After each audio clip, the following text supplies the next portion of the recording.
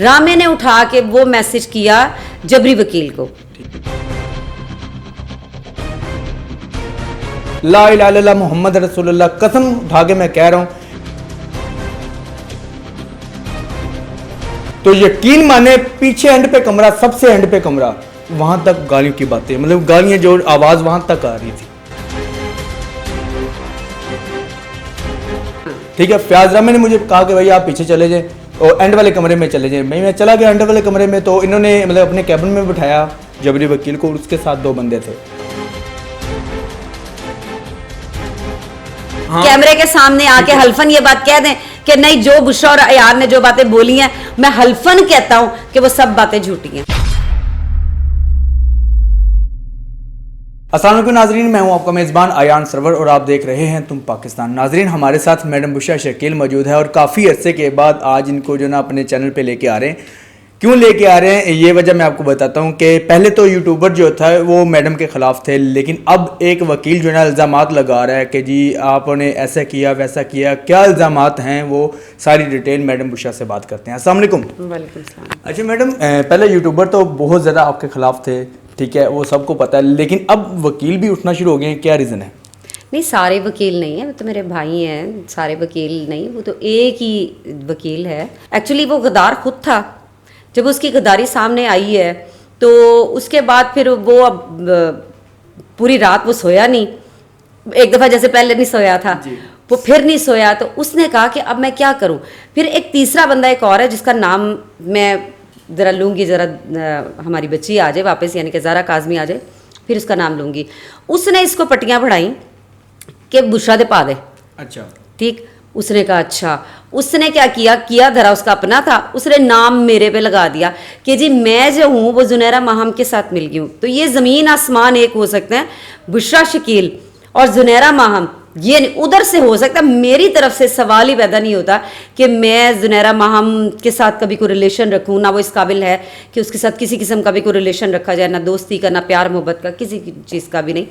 तो मेरी तरफ से तो हो नहीं सकता। तो इन्होंने मेरे पर ये सारा मुद्दा डाल दिया कि जी जो डॉक्टर साहब की वॉइस, उनकी जो वाइफ थी, उनका कोई मैसेज बड़ा घूमा है। अच्छा, वो मैसेज उन्होंने किया था इसको, रामे को। ठीक है। रामे ने उठा के वो मैसेज किया जबरी वकील को। ठीक है। जब जबरी वकील ने वो मैसेज जो था वो पढ़ के सुना दिया, यानी कि उसने बता दिया कि जी मुझे तो मेरे बड़े प्यारे फाजिल दोस्त ने ये मुझे चीज़ें दी हैं, तो उसको तो मतलब परेशानी लग गई, क्यों हुए डॉक्टर साहब तो मेरी मतलब ऐसी तैसी कर देंगे। तो वो फिर हुआ इस तरह कि उनको फिर कुछ समझ नहीं आई। उन्होंने कहा चलो जी बुशरा शकील पे डाल देते हैं। उन्होंने मेरे ऊपर डाला। जब उन्होंने मेरे ऊपर ये बात डाली है तो मुझे फिर मजबूरन वो चीज़ करनी पड़ी जो मैं नहीं करना चाह रही थी, क्योंकि मैं चाह रही थी इसकी इज्जत जो थोड़ी बहुत बनी हुई है वो बनी ही रहे। लेकिन ये अपनी इज्जत का खुद दुश्मन बन गया था। मुझे फिर वो इसकी जो गद्दारी जो इसने पहले की थी, आपको याद होगा। नाज़रीन, मेरे भी अगर कोई नाज़रीन यहाँ पे देख रहे हैं ना, तो मैं आपको बताऊं कि ये सबसे बड़े विटनेस हैं। ठीक है, ये क्यों कि ये उसके ऑफिस में काम करते थे, रामे के ऑफिस में काम करते थे जी। इन्होंने ही सबसे पहले मुझे मैं रामे के ऑफिस में काम नहीं करता था, मतलब वो जहाँ पे काम करता, हाँ, मैं भी वहां पे काम जी जी, यानी कि जहाँ पे रामे जिस ऑफिस में नौकरी करता है तो ये भी उसी ऑफिस में नौकरी करते थे। तो ये जो है ये सबसे बड़ी विटनेस ये हैं। आप हल्फन कहते हैं? जी जी, मैं देखें जो बात है मैं वो करूंगा, ठीक है, लेकिन जब आप कहेंगे कि मौका आया कि जी आप बात करें, मैं हल्फन बात करूं। हाँ, लेकिन मैं देखने वालों को ये भी तो बता देना कि गालियां आपके सामने निकाली जा रही थी जबरी वकील के सामने। बिल्कुल बिल्कुल निकाली जा रही थी। और कोई ऐसा बंदा नहीं जो इस केस के अंदर था। मतलब अब मैं खुल के बता दूं कि नहीं, मैं बाद में बताऊंगा, कभी मौका बना तो मैं इस पे हल्फन बात करूंगा, एक एक बात करूंगा। लेकिन अभी आप थोड़ा सा तो बताएं, अवाम को कंफ्यूज ना करें। अवाम को ये तो बताएं कि गालियां किस किस को निकाल रहे थे, ये बता दें।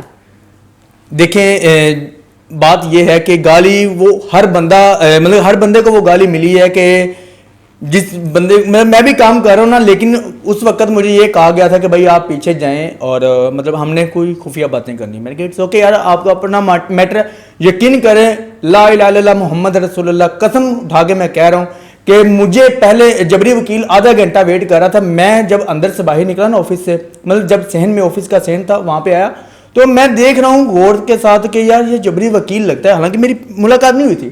तो आइडिया मैंने लगाया कि फिर मैंने 5 मिनट वहाँ पे बैठा रहा, मतलब कि जहाँ पे रिसेप्शन था उस ऑफिस का, तो मतलब फिर उन्होंने कहा यार ये तो वाकई जबरी वकील है, ठीक है। उस वक्त मुझे कंफर्म हुआ कि वाकई जबरी वकील है। मैं पीछे चला गया, जब उन्होंने मुझे पीछे भेजा फयाज रामी ने, ठीक है, फयाज रामी ने मुझे कहा कि भाई आप पीछे चले जाए और एंड वाले कमरे में चले जाए। मैं चला गया एंड वाले कमरे में, तो इन्होंने मतलब अपने कैबिन में बिठाया जबरी वकील को, उसके साथ 2 बंदे थे, ठीक है। तो यकीन माने पीछे एंड पे कमरा, सबसे एंड पे कमरा, वहां तक गालियों की बातें, मतलब गालियां जो आवाज वहां तक आ रही थी, आप खुद अंदाजा कर ले।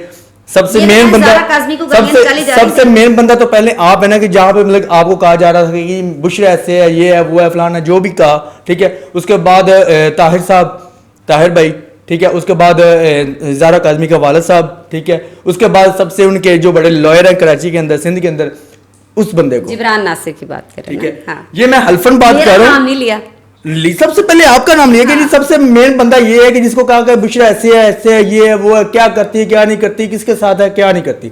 मतलब एक एक बात मैं हल्फन मैं मैडम को बता भी चुका हूँ क्या क्या बातें हुई, लेकिन मैं वीडियो में नहीं कहना चाह रहा। उसी दिन पता चल गया था, जिस दिन ये वहां पे बैठा हुआ था और इनको साइड पे कर दिया था कि हमने कुछ बात करनी है, आप साइड पे हो जाओ, ठीक है। और वो ये बात कह रहे हैं ना कि इनको पहले पता था कि जी ये प्लानिंग की हुई थी, ऐसा कुछ भी नहीं था। कसम खुदा की कह रहा हूं मैं, फिर भी जिस तरह की मर्जी मुझसे कसम ले लीजिएगा, हलफ उठाने के लिए मैं तैयार हूं कि हमें नहीं इल्म था कि यह जबरी वकील के साथ मिल गया हुआ है, तब पता चला जब उसके ऑफिस में उसने कदम रखा है और गालियां निकाल रहा था, ठीक है।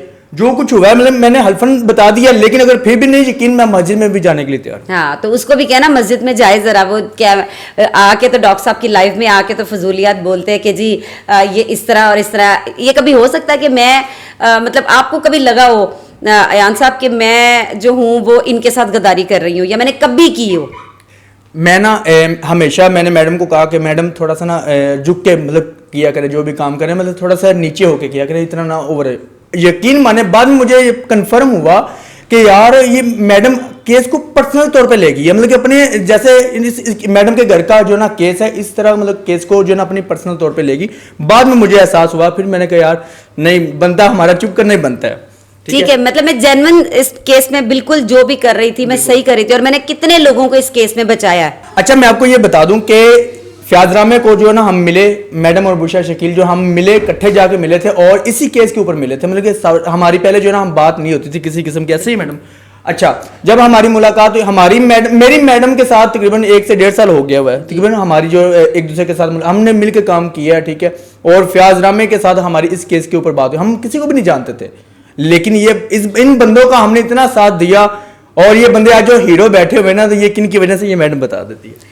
नहीं, हीरो और जीरो नहीं, वो अल्लाह पाक है, लेकिन ये सोर्स होता है ना, जरिया होता है। इन्होंने डॉक्टर साहब के लाइव सेशन में ये बात बोली कि जी इनको डॉक्टर साहब ने कहा था कि चैनल बनाओ, तो मैंने बनाया, मैं कोई कमी थोड़ी था कि जो मुझे कोई पैसे की वो था।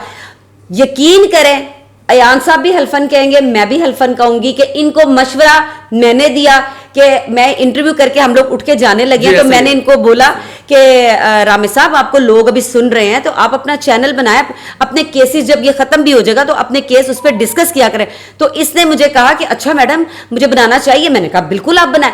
कहा मैंने, और चैनल जो बना के दिया था वो चैनल ये मिस्टर अयान है तुम पाकिस्तान से, इन्होंने कहा कि जी चैनल मैं आपको बना के देता रहा, इनसे ही उन्होंने चैनल बनवाया। और कसम खुदा की मैं हर बात पे इसलिए कसम उठा रहा हूं क्योंकि लोग कहते हैं कि यार ये ड्रामेबाजी करें, मैं कसम उस बंदे पे लानत हो अल्लाह पाक की कि जो झूठ बोले इसमें। ये फयाज रामे एडवोकेट साहब ये मिन्नतें करते थे लोगों की, यार मेरे चैनल को देखें, मेरे चैनल को बना दे, मेरे चैनल बना दे, यार मेरे चैनल के हैशटैग कैसे, हैशटैग थंबनेल, ये सब कुछ मैं देता रहा। थंबनेल से भी मुझे एक बात याद आ गई, ये थंबनेल बना के देते थे, इन्होंने चैनल भी इन्होंने बना के दिया, ग्रो भी इन्होंने करवा के दिया, सारा जो था इन्होंने बड़ी हेल्प की। फिर इन्होंने क्या, और थंबनेल के पैसे भी नहीं लेते थे, ये कोई फ्री ऑफ कॉस्ट कुछ भी नहीं।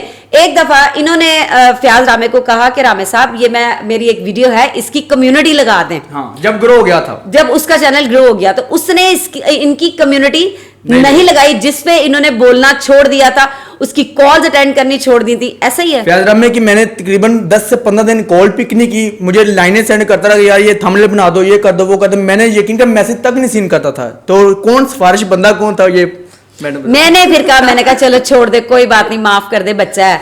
तो फिर इन्होंने कहा नहीं मैडम देखें, मैं इसका फ्री में इतना सारा काम करता रहा हूं, मैंने कभी नहीं कहा। रात को मुझे घर बुला रहे हैं कि यार घर आओ, मेरा चैनल देखो जरा क्या मसला हो गया, तो ये भागे भागे जाते थे। ठीक, और उसके बाद इनको मैंने कहा कम्युनिटी लगाने के लिए, तो इन्होंने नहीं लगाई है। मैंने कहा चले छोड़े, कोई बात नहीं, खैर है ना। वहां पे फिर मैंने कहा चले वो आप उससे बातचीत करें, फिर इनकी दोबारा बातचीत शुरू हुई थी, अदरवाइज इनकी भी खत्म हो गई थी। ऐसा ही है। तो अब देख लें कि बात कहां से कहां तक पहुंची है और क्या क्या इल्जामात लगाए जा रहे हैं। मैडम मुझे ये बताएं, जो मैसेज लीक आउट हुआ था उस एसएमएस के अंदर क्या था ऐसा? वो कहीं उन्होंने बात की हुई थी, किसी को मैसेज दिया हुआ था। अच्छा। कि मतलब डॉक्टर साहब की जो वाइफ हैं उन्होंने मैसेज दिया हुआ था कि ये ताहर भाई को ये कह देना। ठीक है, ठीक है। इसने मुझे सेंड किया, ये मुझे पता था। हाँ, ये मैसेज इसने मुझे सेंड किया है और इसने मुझे कहा है कि ये ना आप उनको सेंड कर दें। मैंने आगे से इसको कहा, मैंने कहा माजरत चाहती हूँ, आपके पास नंबर है, आपने जो करना है आप खुद करें, मैं किसी को फॉरवर्ड नहीं कर रही। अब यही बात सेम जो है ना वो मैं एक तीसरे बंदे को बता बैठी थी। ठीक है। एक तीसरा बंदा, उसको मैंने बताया कि ये जब इनका लाइव सेशन आया है, जब लाइव सेशन आया तो उसके अंदर मैंने कहा ये मैसेज तो इसने मुझे भी भेजा था। मैंने उस बंदे को बताया, मैंने कहा ये मैसेज जो है ये तो इसने मुझे भेजा। इसने कहा अच्छा आपको भेजा था?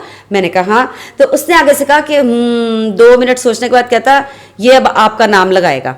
अच्छा। हाँ, ये कहेगा मैंने तो इसको भेजा था, तो उसको मैंने फिर आगे से कहा, मैंने कहा आप सोच सकते हैं कि नहीं नहीं ये तो मुझे तो पता है, लेकिन वो ये हरकत करेगा। अब मुझे समझ आ गई, अगले दिन ही मैंने देखा कि वो जी अपने चैनल पे बैठ के, मतलब जो डॉक्टर साहब का लाइव सेशन होता है उसमें बैठ के ये सारी बात कर रहे हैं। मैंने कहा तेरी खैर, मैंने कहा ये बंदा। तो जी नाज़रीन, बहुत सारी ऐसी बातें हैं जो और भी बहुत सारी बातें हैं अभी जो रखी हुई हैं, हमने मौके पे बोलेंगे, ठीक है। लेकिन बात ये जो अभी मैंने जो भी बातें बताई है ना, यकीन माने ये मैं हल्फ उठाने के लिए तैयार बैठा हूँ कि अगर कोई बंदा कहता है, किसी बंदे को कंफ्यूजन है इस चीज के अंदर, या कोई कहता है कि ये झूठ है, तो मैं हल्फ उठाने के वो लिए भी तैयार हूं। हल्फन आके कह देना, हाँ। कैमरे के सामने आके हल्फन ये बात कह दें कि नहीं जो बुशरा और अयान ने जो बातें बोली हैं, मैं हल्फन कहता हूं कि वो सब बातें झूठी हैं। तो बाकी इंशाल्लाह उसके बाद मामला अल्लाह पे, बाकी इंशाल्लाह मौके पे छक्के मारेंगे। बाकी आज इतना ही था, तो इसी के साथ मुझे इजाजत दीजिएगा। मिलते हैं इंशाल्लाह नेक्स्ट वीडियो में, तब तक के लिए अल्लाह हाफिज।